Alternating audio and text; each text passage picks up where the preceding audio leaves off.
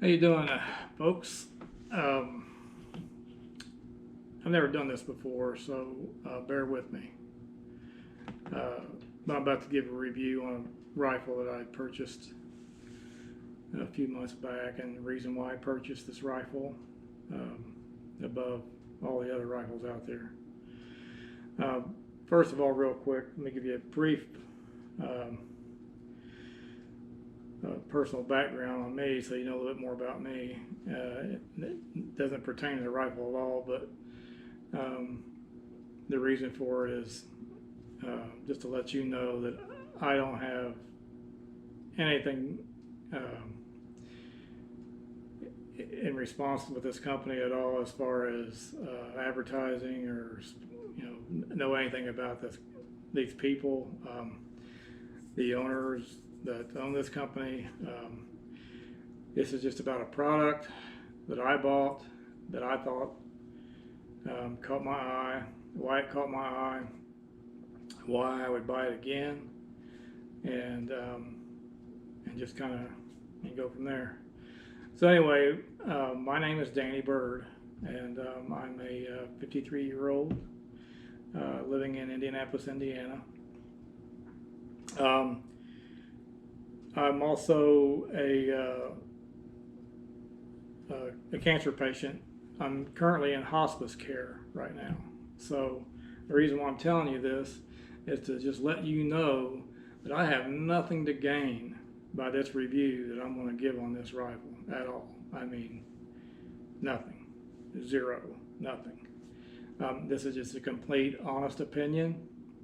It's a personal opinion. I am not an expert in any way on the AAR platform. I'm not an expert at all, really, in any firearms, you could say, other than I have grown up with guns all my life, hunting, fishing, outdoorsman all my life. I've handled many different platforms.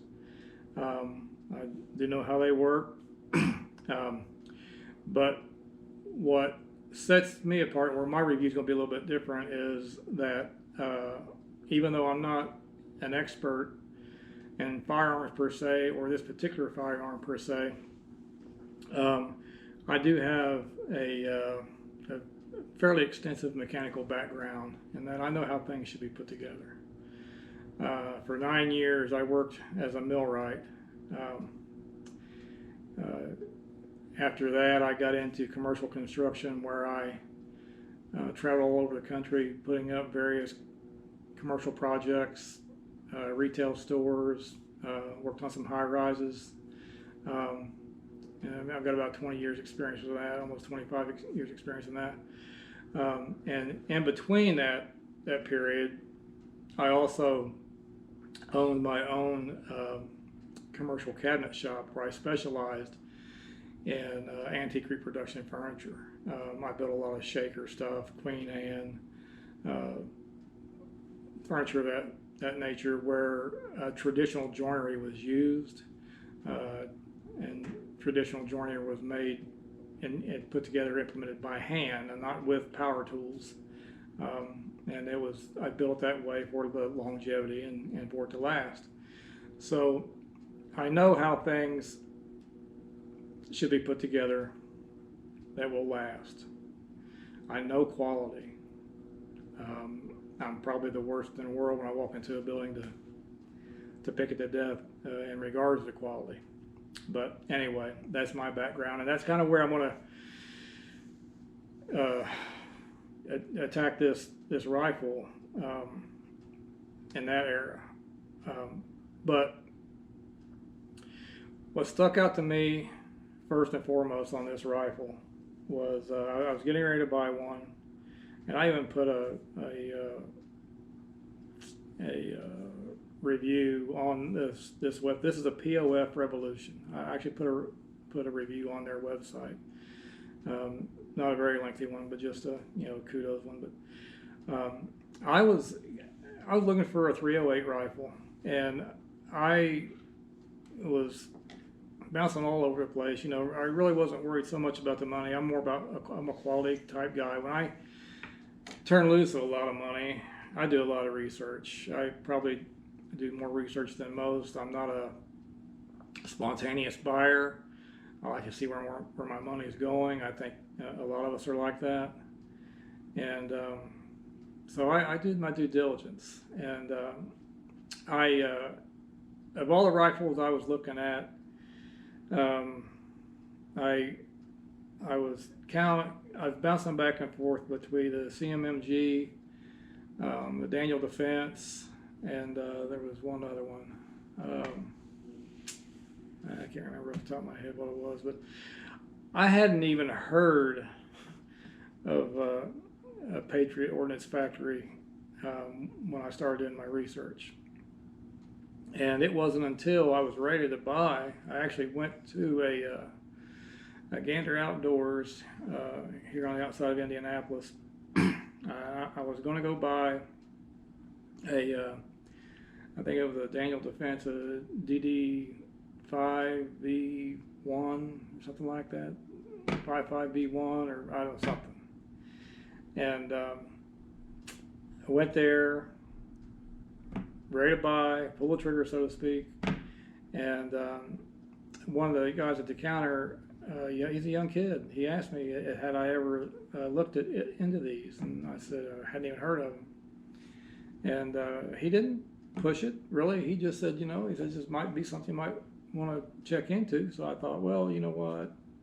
Why not? I'll take another day. I'll do a little research and go from there.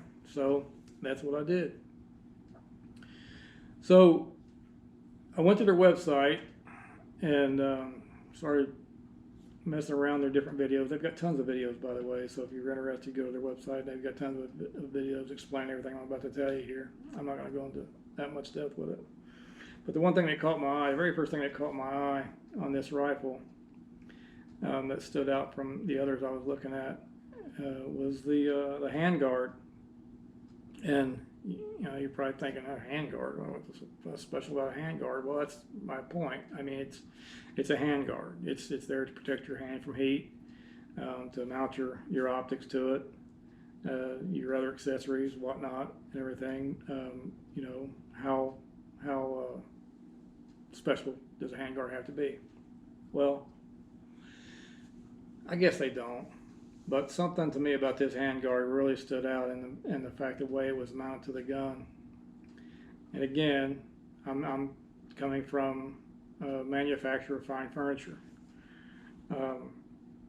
I got to looking at the way this thing was put together, and the way most handguards are put together, they're a separate piece. It goes over the barrel. It stops right here at the receiver, bolted together, as you see here. I think the Daniel Defense is bolted with 4 to 6 bolts, going through. That bolts the receiver to the handguard. Some of them have anti-roll tabs on either side where they can't, roll out of position, so it throws your optics off or whatever. And then I've heard other cases where they say, if they're not put together properly, they can actually, under stress, they can sag or whatnot. They can, whether it's true or not, I don't know. Like I said, I'm not an expert. But anyway, the way I looked at this handguard and the way it was put together, this is a monolithic handguard. And what I mean by that is, this is all one piece, all the way back to the very back here, all one piece. This has actually got a dovetail, a sliding dovetail that's cut into the receiver and into the underside of the slot of the handrail. And this is slid onto the receiver, so this becomes all one unit. It's all one monolithic unit. And there is no way at all for this handguard to ever become an issue in regards to placement,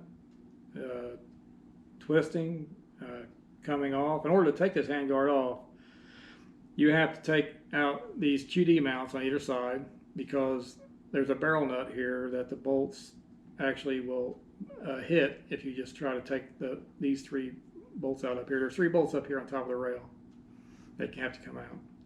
But even after you get those out, this handguard won't come off. You have to take these QD mounts off. And then you can slide this rail out. But because it's put together along with this rail, not the rail, but the top receiver, and in this such a way, this is the absolute best method, hands down, that you could mount a handguard on a rifle. Hands down, there's no other way that you can make it better. You don't need the anti tabs, rollover tabs on here, because it's in a groove on top, and there's just, I mean, it's simple, and I can't believe no one ever thought of it before. So, having said that, and the handguard's what caught my eye. I thought, well, if they went that much trouble with a handguard, let's take a look at the rest of it. So that's what I started to do. I started digging into the rest of it. And there's a number of things on this gun that are really unique, that are not on other ARs. And they're not just on there just to be there, just to say, look here, I'm different. They're on there, they serve a purpose, they're on there for a reason. Well, I'll start with the muzzle brake. The muzzle brake, I believe this is proprietary to POF.